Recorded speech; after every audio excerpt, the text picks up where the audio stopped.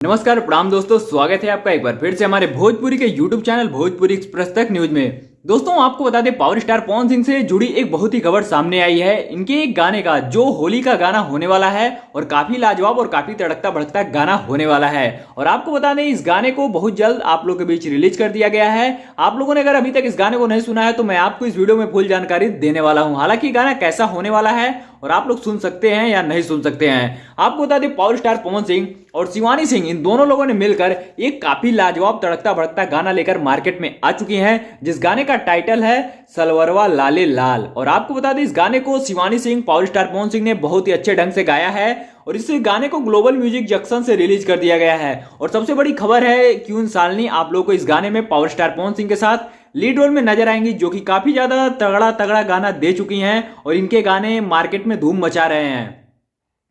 इससे पहले आपको बता दें, ये गाना इतना ज्यादा बजट लगा है बनाने में और इसके जो डायरेक्टर हैं काफी ज्यादा अपना पैसा इन्वेस्ट किए हैं इस गाने को बनाने में। और पावर स्टार पवन सिंह का होली का सबसे तगड़ा गाना है, तो आप लोग जाके इस गाने को जरूर सुनिएगा।